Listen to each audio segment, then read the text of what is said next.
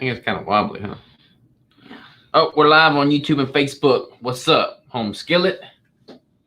We're now live on Instagram too. What's up? How you doing? Robert is so hyper right now. Because I gotta go run. Get it? Gotta go run after this. Can you all hear me? Okay? Is the audio good? I can't tell if the audio's good. Not the Instagram.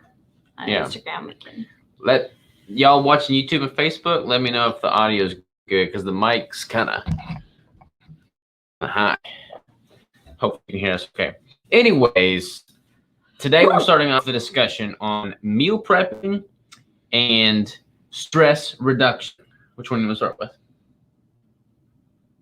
Whatever you want. Meal prepping. We've talked about the importance of like tracking macros and how meal prepping is just a great way to ensure you don't deviate from your target macros. Like if you have a busy life, like most of us do, and you don't meal prep, chances are you're going to deviate from your macros because you're making excuses and you're weak, right? Is it too harsh? It's honest. But if you meal prep, it removes that likelihood. I mean, honestly, when I'm in a prep, Crystal meal preps everything. When Crystal's in a prep, Crystal meal preps everything. True. She's the So Robert is weak. Yeah. I've meal prepped obviously for myself before she was in the picture, but she likes cooking. So for the last 6 years, Robert has not meal prepped anything. But I always meal prep when she's not around. The whole point of this is to say that meal prepping is important. If you're on a go, if you're just busy, you can grab a Tupperware, it's got your meals, and you're good to go. I always update macros on a weekly basis. The macros change every week. So the meals stay the same for a given week to just remove variability and ensure that I hit those numbers on the T. And the food's already prepped. I can eat those meals. I don't deviate from it. And then the next week, as my macros change, if I'm craving something different, we can manipulate the meal prep and mix things up so that I can satisfy those cravings. You pretty much do the same thing. Yep. Pretty much. How do you go about your meal prep? What's the strategy? Sundays? I would like to do it on Sundays. I don't always get around to it on Sundays. So sometimes I just have to deal with it during the week. But if we are not doing a prep, I like to eat fresh food. So rather than cooking everything on Sunday, I will weigh it out, put it in a container raw, and then I will cook it all when I am hungry, when I want to eat the food. If I have to take something on the go, of course I'll cook it beforehand. But when everything's weighed, measured, seasoned, it's already done, then you just have to cook it. It's so much faster, but you still get that fresh food feeling. So that's kind of my trick. I think a lot of people don't like prepped food because they don't like to eat leftovers. But really, if you're cooking it that same day, you might as well. I mean, it is going to be just as fresh. It's just already measured and weighed out and done. All the annoying stuff is already done and out of the way. Yeah, totally. But I mean, if you really if you're being honest with yourself and you 100% want to reach the goal in the most efficient manner possible, you meal prep your food. That is beyond contestation. If you're wanting to get things dialed in, you remove variability like you would with anything else in life, and you control what you can control, and you can always control what you put in your mouth. So I have a very hard time with people that are trying to reach a specific goal and they allow life circumstances to just get in the way and they don't ever hit their numbers. If you have a goal, have a plan, make the plan work, period, no questions asked. I have a pretty hard line with that. In a more of a building phase where it's more intuitive and I'm more instinctive, then I'll be a little bit more lax with that. And it's okay. I'm hitting my overall numbers, not as accurately, but it's okay because I'm in a surplus. When I'm in a cut, I don't deviate because I don't half-ass anything in a cut. True. Do we need to talk about stress? Yeah, let's talk about stress reduction. What I have found to be really good with stress reduction is honestly going up to our new house, firing up the chainsaw, cutting down trees for 8 hours, and stacking big burn piles. Truly. So much so that we got walkie-talkies. Yeah, we got walkie-talkies. I get so concerned with him going down there. I mean, I'm in the house painting or cleaning or whatever, and he's down there like sawing away, and I'm just afraid that one of these times the saw is gonna come back and bite him. So yeah, we got walkie-talkies because I'm overprotective apparently. But physical labor is very good from a stress reduction standpoint. Workout, like training is definitely a stress reduction too. I'd be more stressed if I didn't train than if I trained, for sure. But in order for me to remove myself from the business, the workouts, nutrition, and all that stuff, going out in the woods without any internet service and working on the land is the most stress reducing thing I can imagine. Yeah, that is good if you have the time to get away. Like for me, regularly right now, I've been trying to have a nighttime routine, and I've been so good at it. I'm so proud of myself. I've been like taking off my makeup. Her nighttime routine's terrible. Robert doesn't like it because it cuts his snuggle time in half. Cuts my snuggle time in half. It's not cool. But I've been taking off my makeup. I've been moisturizing my skin. I've been rolling my skin. I lay on this like pokey acupuncture mat thing that's like $15 on Amazon. I'm doing a lot of things that don't cost money. It just costs you a little bit of time. But I've been trying to do that at night. And I will tell you what, my Oura Ring tells me that I'm getting amazing sleep. And I'm going to say that it's all because I spend that 10 minutes or so trying to de-stress from the day and just be. So it is good. That's that. All right, let's dive into some of these questions and comments. Hello. April says, hey, finally live. We're glad to have you, April. Hello, ladies and gents. Dylan is on here. Maybe he's not on here anymore. I don't know. Are you on here still? Dylan asked if he could work out. I told him yes. Oh, I forgot you were here already. Dylan, you can work out. Hello, I meal prep, so I'm not eating junk all day. I work out of my car, and I only have a few minutes between clients. Yeah, doing that, especially if you have like a travel job or like a night shift or something like that, where like you're not going to have as many options anyways, meal prepping is key. What's up, Coach? Who's it? Theo. Theo, what's up, Theo? Agree with Crystal, reheated ground meat gags me. Yeah, I'm all for cooking it in a skillet. Fresh. Shannon says that's a great idea. A massage is also great. That is true. If you can afford a massage on the regular, you should, because they're so nice. Michael says, app My Macros Plus makes individual meal planning simple. Once you dial in the app, I do weekly meals, same meal every day for the week according to my macros. Yeah, 100%. Someone said, oh no, not the snuggle time. Yeah, not the snuggle time. I got a new phone. So I wonder if this picture looks any better than the last video. Sure it does. That'd be good. But this is a new phone, so I have to get all of my macros, my Macro Plus data transferred. It didn't transfer automatically, so I'm a little bit worried that it's not going to get transferred. So hopefully I can fix that. They said you got to start earlier then, because you can't cut the snuggle time. That's true. That's true. I've done meal prep 2 days a week on my cut, so my food is fairly fresh. Yeah, that's pretty smart too. That works. Truckology 101. I eat carnivore, also do intermittent fasting. Find myself eating just because the clock says 6 p.m., even if I'm not hungry. Also eat then just because the meal was prepped.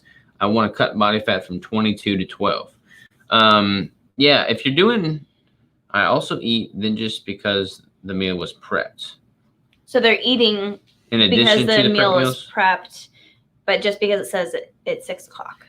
Yeah, so if you're, I don't know what your macros are, what your calories are, or anything like that, but if you're gradually decreasing your calories, there will definitely come a tipping point in which you're going to be hungry and you're going to be ready for that meal no matter the time. I mean, depending on how low your calories are, like you're going to hit a hunger point for sure, in which you're just not satiated. What app do you use to track your macros? We both use My Macros Plus. Yep. Robert, you remind me of a book my dad read when I was a kid, Chop Wood, Carry Water. I've heard of that book. I haven't read that book, but I've heard it's great. So I'm gonna find that book. Snuggle time is a great stress reliever. This is true. Hey, it's true. Sunny says we have a sweet little retired guy who is our tree guy. He barely charges anything because he says it's how he forgets about the stress of life. Yeah, see that's what's up. Yeah, it's like Forrest Gump, who just mows yards for free. You know, like Forrest Gump mows yards for free because he likes it, you know? When I get my meals on Thursday, I butcher them and vacuum seal them into approximately 12 to 14 ounce portions that really just defrost the night before. Yeah, that's smart. That's totally a good idea. Should I skip that meal since I'm not hungry? That's my biggest meal at 1,100 calories, but would leave me at 1,100 calories for the day. Yeah, 1,100 calories for the day is definitely not enough. You don't want to cut your calories that drastically. What I would do is don't skip that meal. Keep them both, which would put you at 2,200 calories, and then just chip away like 50 calories a week, 75 calories a week. Nothing drastic. Because if you went from 2,200 to 1,100 in one fell swoop, you have no idea where in that window your body actually would have started responding to that manipulation. Mm-hmm. So if you're gradually, chipping away by 50 calories or 75 calories at a time, you can pinpoint where you're at. And your body's metabolism is going to adjust as the calories drop. And if you do it gradually like that, you can kind of maintain that higher metabolic rate for longer. Yeah, and also everyone needs more than 1,100 calories. Yeah, I don't recommend anybody eat that low. Even if you're trying to cut. I noticed a huge improvement in my sleep just reading for 30 minutes before bed. Yeah, that's super good too. I've been reading right when I wake up, and I've really enjoyed that. But right before bed is also pretty good. Hi from NZ. That's where's NZ? New Zealand. New Zealand. I haven't been in live chat for a long time. Well, we're glad to have you back, Daniel Smith. Hey, my peeps, I made it time to see y'all. What's up, Serge? How you doing, brother? Christy says, what is the acupuncture thing on Amazon, Crystal? Day 3, no Quavos or Quest chips, by the way. Yay! That makes me super happy. I can send you a picture of it. I don't know the brand that you bought. Yeah, I tell Robert that things are cool, and then he buys them. And then I never know any of the facts of where we got them or how much they were. But I have seen them on Amazon for like $15. It's what's it called? It's an acupressure. Acupressure. Mat. Because it's not puncturing your skin. Yeah. It's just spiky things that push on your skin. Yeah. And it's like these little round discs all over the mat, and they have little spiky things on them. And at first, it hurts a little bit.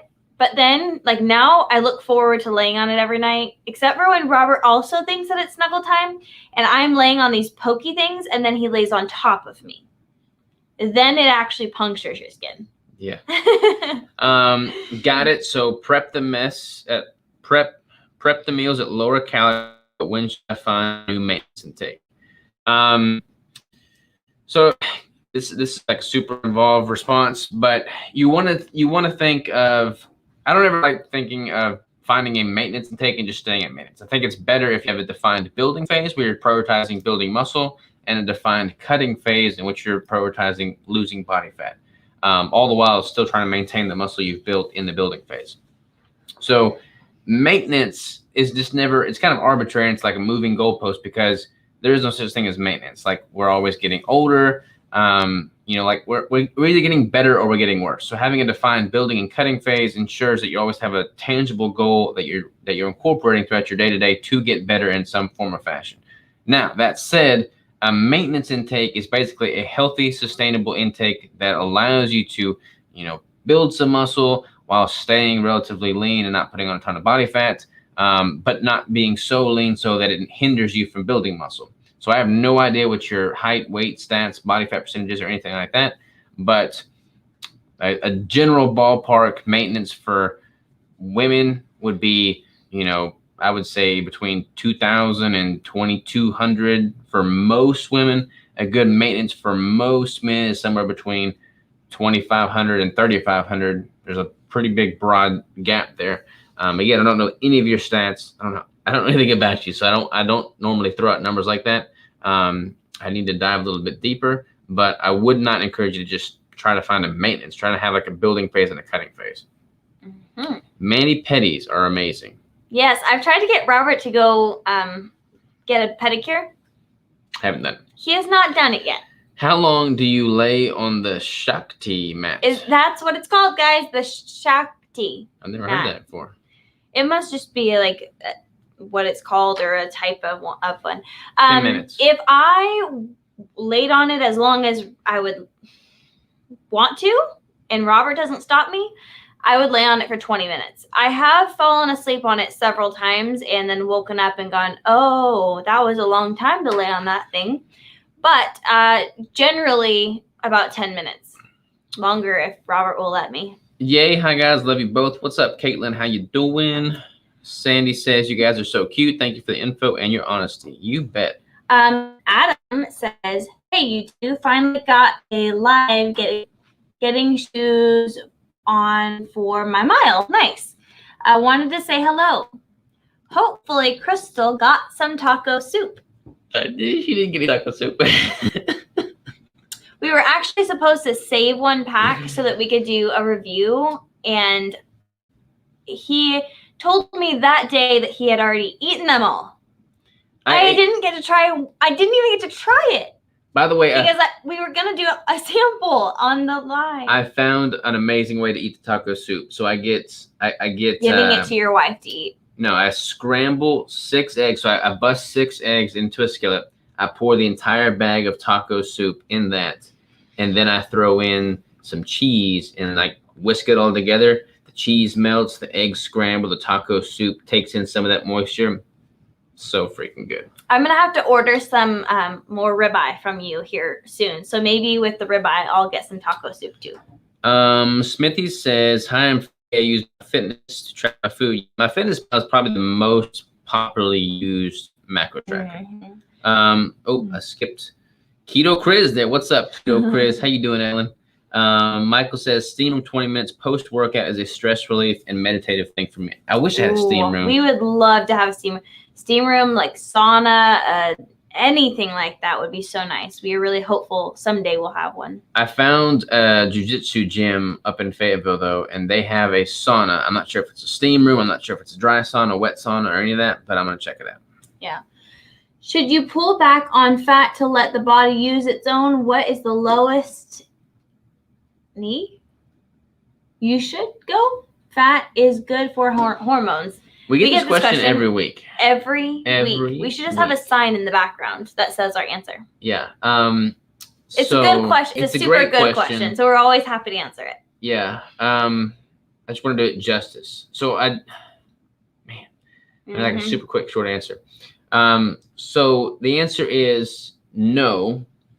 I disagree with that philosophy. That philosophy has gained a lot of traction. Context is everything here. But my take on it is if you're consuming more dietary fat, your body becomes more efficient at using fat in its entirety, and that includes both dietary fat and stored body fat. You manipulate your training, you manipulate your total caloric intake to fine-tune your energy balance to lose body fat, but I don't recommend just cutting a vast amount of dietary fat. So there's a couple of good ones, right? These two right there, and the answer is the same. How has the acupressure mat helped you? That one? Oh, no, but that's okay. We'll answer that one. I don't know that it's helped me, honestly. It actually puts me to sleep. Like, I do get sleepy laying on it. It's supposed to actually help, like, relieve a lot of tension and stress and things like that. Just kind of like acupuncture is supposed to relax you. The acupressure is supposed to also relax you. So it's kind of one of those things where you're doing it. It's like moisturizing your face. How do you really know if your face is moisturized unless it's like crisping off? You don't. You just put moisturizer on it and hope that it's doing its job. Charlie and Jody says, I'm curious, with the gradual reduction of calories for a cut, what is the average expected weekly weight loss? So that totally depends on the individual. I've worked with clients that it's super linear and they'll lose a little bit each week. I've worked with clients and they won't lose any weight for like months, and then all of a sudden they'll drop a ton of weight all at the end, but their composition will be changing that whole time. So anytime you're manipulating the macros, I recommend you get a proxy outside of just the scale weight. So pictures and measurements is going to be key. That way you can kind of track progress outside of just the scale weight alone and know that you're moving in the right direction. Now I need taco soup. Yeah. So that one and the next one. Who do you order ribeye from? All right, so taco soup and ribeye. Robert's going to answer it, apparently. Keto-Explore. We actually have a review video coming out on Friday. Yep. I keep thinking tomorrow's Friday. I know. But it's a freeze-dried ribeye. It's amazing. And freeze-dried taco soup. and they are phenomenal. Well, I don't know about the taco soup because someone keeps eating it all before I get any. It's phenomenal too. But it's really good. And he has these turkey meatballs, and those are my so favorite. good. They're so delicious. Thanks, brother. I'd love to have one-on-one with you. I'll be willing to pay for your time. I appreciate your show, and I feel like I benefit from a 15, 30-minute private call with you. Yeah, man, just shoot me an email, bro. I'll definitely do whatever I can to help. So just shoot me an email, chief@ketosavage.com, or you can just submit an email question on my website, and we can get something scheduled, man. Okay, I'm sending you some. You don't have to send any. No, I'll order some. Yeah, like don't let us order some. We want to support your business, so let us buy them. Yes. It's a super common question, and it's because of AL. Oh, what? I'm confused. Alabama? It's a super common question. It's because of Alabama. I'm not sure. I'm confused, Christy. All the misinformation out there? Oh, yeah. Oh, yeah. Oh, yes. About the protein and fat? Yeah. Yeah, I think that the AL was not finished. Gotcha. Let me do it. Over here. Let me do it. I feel like a little kid. You just spit on me. Yes, I did a little bit. It's right there. You just spit on me and my computer. Robert, I personally love pedicures because of the massage aspect. And FYI, my dad, who is 300-pound German man, enjoys pedicures as well because he has rough feet. So a ton of guys do it, and he likes it. See, Robert will get a massage, but he thinks that there's something weird about, like, someone being with your feet. I just don't like my feet. My feet are all jacked up. Yeah. I broke my big toe. I dropped a 45-pound weight on it. It's just a funky looking toe. I don't like my feet. It is a little bit funky, but I told him, like, it soaks in water. Like, your feet soak in water before they ever touch them, so they aren't stinky or anything. Would a keto life help my plantar fasciitis? Yes, I kind of pronounced it weird, but yes. I've actually had a few clients that have had that. And, I mean, anything that's inflammatory, keto's going to have a benefit too. So, yeah, I definitely think so. Sandra says, okay, thanks. You bet, Sandra. I basically try to do all of the computer work while stretching. Pigeon pose is a great hip and low back release. If one showers before bed, foot massage is so great. It really helps release tension through the whole body. One can look up charts to see the pressure points. By the way, pause due to poor connection. By the way, Sarah, we got your coffee cups in, and we got your coffee in, and we thank you very much. We appreciate you. That was super sweet of you. We should have those coffee cups right now. I know, we should. Drinking out of them while we're doing the live. But thank you. Yeah, thank you so much for that. Also, the opposite side of my acupressure mat actually has those trigger points, like where it is on your feet. It was just kind of cool. I see Dr. Berg and Thomas talk about dropping fat down to 50 grams to cut. That is horrible. I would never recommend that in a million years. I mean, to each their own, but I would never recommend that in a million years. Your hormones need it. Your joints need it. Your brain needs it. I'm gonna go away now. I love ribeye medium rare. Yes, that's the way I would do it as well. I like my medium. My plantar fasciitis is completely gone. Wow. Yeah, that's awesome. That's cool. I just ordered dehydrated liver. Can't wait. Yeah, that's pretty good. Isn't there a difference between the freeze-dried and the dehydrated, though? Freeze-dried retains more nutrition. Yes. Finally got my sis to get on the keto steak train. She lost 17 pounds and counting. All she does is talk about keto and the Lady Savage. Oh, that's pretty sweet. Really sweet to me. Nail techs are pros and see all sorts of things because their business is feet. Is Nail techs the brand? Yeah, that's true. Company? No, Nail technicians. Gotcha. Yeah, I need to. And I know there's probably worse looking. Look at all these people with plantar fasciitis. You know what I mean? My plantar fasciitis went completely away after 1 month of being keto. Zero pain for over 2 years now. That's super awesome. So yes, whoever asked really about the plantar fasciitis, yes, I guess awesome. It's confirmed here. Sean Palmer says, thank you for all the info you bring to light in your podcast. You two have helped me tons. My question is, do you typically take in a set amount of vegetables daily or mostly stick to keto style recipes that don't deal with veggies much? We don't eat a ton of veggies. Every once in a while we have some veggies, but it's definitely not the base of our caloric intake for sure. Yeah, I definitely eat more vegetables than Robert does, but I still maybe have it one day a week.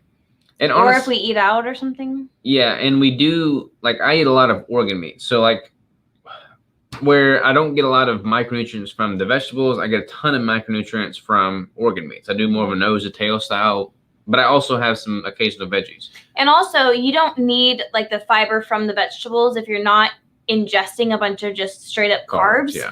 So we aren't ingesting a bunch of carbs, so you don't really need all the extra fiber. So you're totally fine not doing all the vegetables. Yeah. Now, if you like vegetables, then there's nothing wrong with it. I crave them every once in a while, and I'll have a thing of Brussels sprouts or a little salad or something, and I'm pretty set to go for another week or two. Thanks for listening to the podcast, by the way. Yeah. AccuSpike has awesome stuff to help. AccuSpike. I'll check them out. Iris says it's true. They soak your feet in essential oils or salts. They massage your feet and legs and scrub the dead skin off. See, I like that dead skin. It's like making my feet tough. Get out of here. It's like we should totally do it. I'm just gonna schedule it. He's just gonna have to get over it. Love those little signs on the wall in the background. Oh yeah. That's cute. I'm assuming. Well, thank you. We kind of have a little studio setup going on here. I am 63 and no more eczema, skin tags. Lost 60 pounds and feel like I'm 30. I was keto, now carnivore, and will never go back. I actually have always had eczema. Like, I think I was like 7 when I first started getting it. And it was really bad. Even when I met Robert, I had it. But for the last 5 years that I've been keto, I have not once had an outbreak from eczema, not from like anything. It's been pretty amazing, actually. I cannot believe it. It's so cool.